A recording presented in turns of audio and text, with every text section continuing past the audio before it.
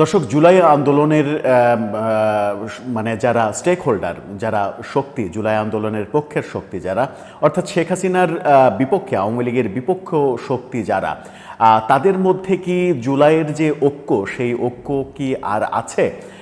উত্তর খুব সংক্ষিপ্ত, উত্তর হচ্ছে নেই। কিন্তু কেন ঐক্য নেই? এই ঐক্য না থাকার ফলে মানে কার বেনিফিট হবে? এই ঐক্য না থাকা কি বার্তা দিচ্ছে? জুলাইয়ের যে আন্দোলনের শক্তিগুলো, এই শক্তিগুলোর যে বিরোধ, এই বিরোধের কারণে নির্বাচন নিয়ে নতুন শঙ্কা তৈরি হয়েছে। সেই নির্বাচন যদি বাধাগ্রস্ত হয়, নির্বাচন যদি না হয়, তাহলে দেশ কোন পথে যাবে? সেই ক্ষেত্রে লাভবান হবে কে? এই প্রশ্নগুলো সামনে আসছে এবং এই প্রশ্নগুলো সামনে এনে অনেকে অনেক রকমের মন্তব্য করছেন এবং সেখানে প্রফেসর ইউনূসের প্রসঙ্গ আসছে যে এই জুলাইয়ের পক্ষের শক্তিগুলোর মধ্যে যদি ঐক্য তৈরি করতে তিনি না পারেন, তাহলে কি তিনি অভিমান করে সরকার থেকে সরে যাবেন? সরে যাওয়ার মতো ঘটনা ঘটবে? সেই সম্ভাবনাগুলো নিয়েই আলোচনা করব এই ভিডিওতে। দেখার চেষ্টা করব পেছনের কারণগুলো, আদতে কি, লাভটা কার দিকে যাবে। থাকবেন পলিটিক্স টিভির নিয়মিত আয়োজনে।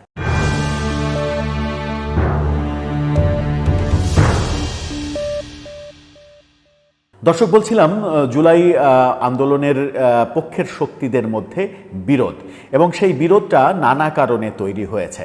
মূলত এখন বিরোধের ইস্যুটা হচ্ছে আগামী নির্বাচনের যে রোড ম্যাপ ঘোষণা করা হয়েছে, সেই রোড ম্যাপে বিএনপি খুশি, জামাত, এনসিপি, ইসলামী আন্দোলন তারা অখুশি। এবং তারা অখুশি হওয়ার পাশাপাশি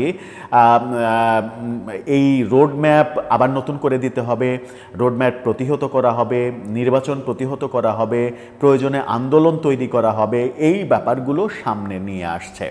এবং যেটা বলা হচ্ছে সেটা হচ্ছে যে জুলাই সনদের অধীনেই, জুলাই সনদ বাস্তবায়ন করে তার অধীনেই নির্বাচন হতে হবে। এবং প্রথম যে নির্বাচনটা হতে হবে সেটা হচ্ছে গণপরিষদ নির্বাচন, যার মাধ্যমে সংবিধান পরিবর্তন করতে হবে। কিন্তু বিএনপির অবস্থান ভিন্ন। এই যে নির্বাচন কমিশনের রোড ম্যাপে খুশি অখুশি, এটাকে কেন্দ্র করে বিরোধ চরমে উঠেছে। বিরোধ যখন চরমে উঠেছে, তাহলে প্রশ্ন আসে যে তর্কের খাতিরে ধরে নেওয়া যাক তারা নির্বাচন হতে দিল না, তাতে কি হবে? তাতে করে দেশ আন্দোলনের দিকে যাবে। দেশ যদি আন্দোলনের দিকে যায়, তখন বিরক্ত হয়ে প্রফেসর ইউনূস যদি বলেন যে আমি আর এটা চালাতে পারলাম না, আপনাদের এই মানে সার্কাস কিংবা আপনাদের এই রাজনৈতিক গেম আমি আর দেখতে চাই না, আমি চলে গেলাম, আমি বিদায় নিলাম, তাতে কি হবে? তাতে করে যে সংকট তৈরি হবে, দেশে যে নতুন সংকট তৈরি হবে, সেই সংকট থেকে উত্তরণের পথ কি আমাদের জানা আছে? আমার মনে হয় যে জানা নেই। সংকট যেমন তৈরি হবে, ক্ষতিটাও হবে। ক্ষতিটা কার হবে? প্রথমত দেশের ক্ষতি হবে। লং রানে দেশের একটা বড় ক্ষতি হবে যে দেশ একটা দীর্ঘ সময় গণতন্ত্রহীন অবস্থায় চলবে।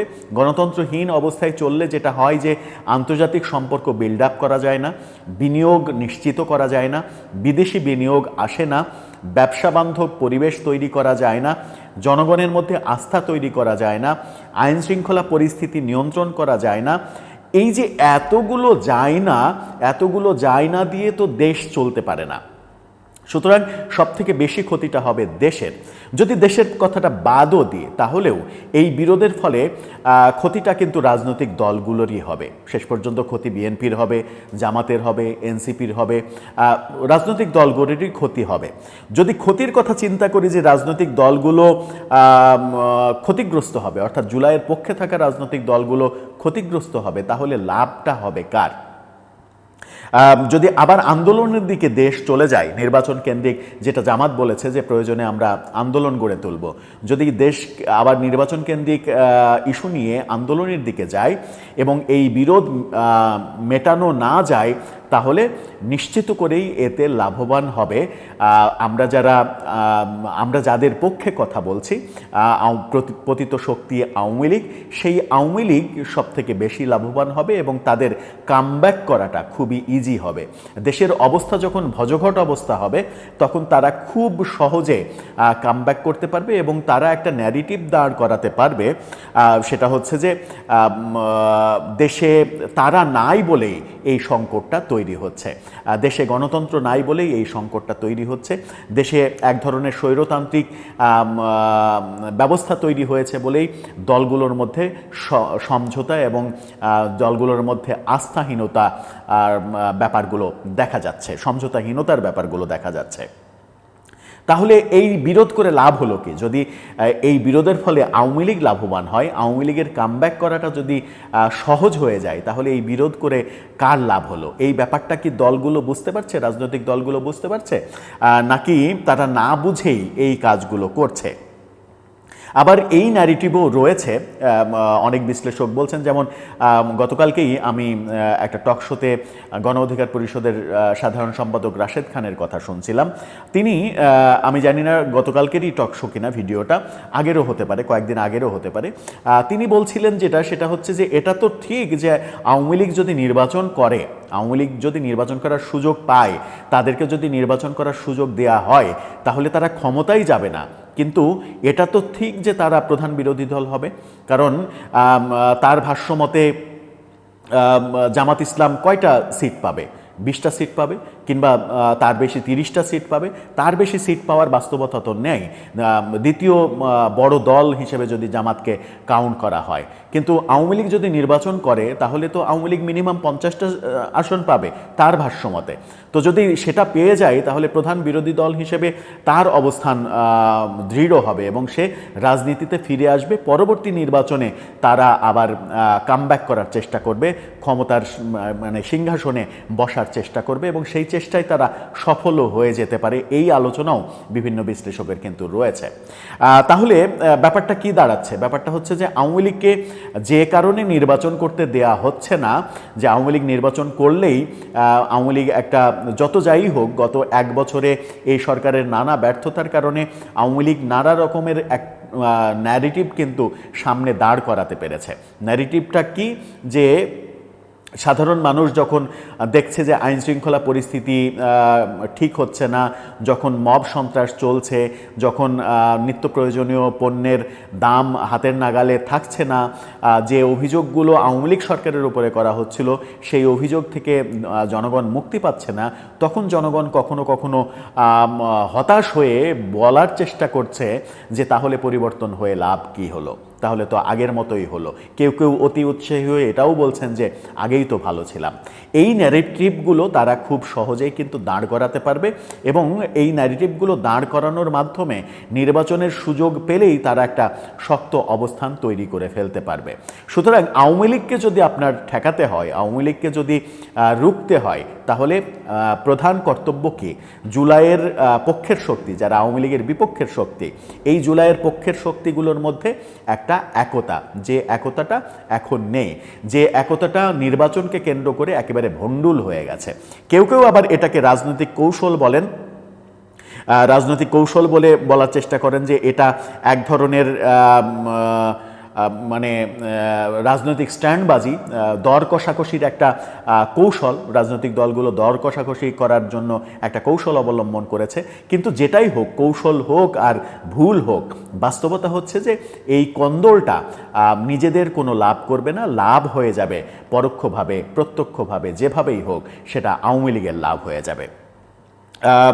আর দেশ যদি চরম সংঘাতের দিকে যায়, তাহলে দেশের অর্থনীতি ভেঙে পড়বে, আন্তর্জাতিক সমর্থন আমরা হারাবো এবং আন্তর্জাতিক সমর্থন হারানোর ক্ষেত্রে আরেকটা যেটা ঘটনা ঘটবে সেটা হচ্ছে যে জাতিসংঘে যে বাংলাদেশ সেনাবাহিনীর শান্তি মিশনে একটা গৌরবময় অধ্যায় রয়েছে। বাংলাদেশ সেনাবাহিনী শুধু না, 3 বাহিনী এবং পুলিশ র্যাবের সদস্যরাও শান্তি মিশনে যান। এই যে শান্তি মিশনে বাংলাদেশ বাংলাদেশের সৈন্যদের একটা কৃতিত্বপূর্ণ অবস্থান রয়েছে, সেটাও কিন্তু বিতর্কিত হয়ে যেতে পারে যদি দেশ দীর্ঘমেয়াদে অস্থিতিশীল পরিবেশের দিকে চলে যায় এবং দীর্ঘমেয়াদে দেশ যদি গণতন্ত্রহীনতার পথে থেকে যায়। ব্যাপারগুলো খুবই সিরিয়াস এবং ব্যাপারগুলো সব স্টেক হোল্ডারের ভাবা উচিত। এই ভাবনাটা না ভাবলে দেশের যে সংকট তৈরি হবে সেই সংকট থেকে উত্তরণের পথ খুঁজে পেতে আমাদের অনেক বেশি বেগ পেতে হবে। যখন এই অনৈক্যকে কেন্দ্র করে এই যে রাজনৈতিক দলগুলোর অনৈক্য, সরকারের কোনো ক্ষেত্রে চরম ব্যর্থতা, এগুলোকে কেন্দ্র করেই তো একটা ন্যারেটিভ দাঁড় হচ্ছে কিংবা দাঁড় করানোর চেষ্টা হচ্ছে। আন্তর্জাতিক চাপও রয়েছে যে ইনক্লুসিভ নির্বাচন করতে হবে, আওয়ামী লীগকে নির্বাচনের সুযোগ দিতে হবে। কিন্তু জুলাই আন্দোলনের পক্ষের কোনো রাজনৈতিক দলই কিন্তু চায় না আওয়ামী লীগ নির্বাচন করুক। বিএনপি তাদের অবস্থানে আওয়ামী লীগ নির্বাচন না করুক এরকম মানে শতভাগ অবস্থান রয়েছে কিনা সেই ব্যাপারে যথেষ্ট সন্দেহ রয়েছে। সন্দেহ থাকার কারণ হচ্ছে বিএনপি রাজনৈতিকভাবে মনে করতেই পারে যে আগামী নির্বাচনের পরে তারা যেহেতু ক্ষমতায় যাবে, আর ক্ষমতায় যাওয়ার পরে নির্বাচন যদি আন্তর্জাতিক মহল বলে যে একপাক্ষিক নির্বাচন হয়েছে, ওই তো আওয়ামী লীগ 14 সালে যা করেছে, 18 সালে যা করেছে, 24 সালে যা করেছে, তাহলে তোমরাও তো 26 সালে এসে একই কাজ করলা, তাহলে পার্থক্য হলো কোথায়? এই প্রশ্নগুলো যেন না আসে সেই কারণে বিএনপি কৌশলগত অবস্থানও নিতে পারে। যাই হোক, রাজনীতিতে অনেক কিছুই হতে পারে, কিন্তু সবথেকে যে আলোচনার কথা বললাম সেটা হচ্ছে যে এই সংঘাতময় পরিস্থিতি যদি তৈরি হয় তাহলে প্রফেসর ইউনূস আত্মসম্মান রক্ষার্থে, নিজের সম্মান বজায় রাখার জন্য, নিজে যেন কলঙ্কিত না হন, ব্যর্থতার সমস্ত দায় যেন তাকে না নিতে হয়, সেই জন্য একটা পর্যায়ে তিনি অভিমান করে বলতেই পারেন যে তোমাদের এই কামড়াকামড়ির মধ্যে আমি আর নাই, আমি গেলাম, গুড বাই। সেটাই কি হবে? দর্শক, আপনার মতামত জানিয়ে লিখতে পারেন আমাদের কমেন্ট বক্সে।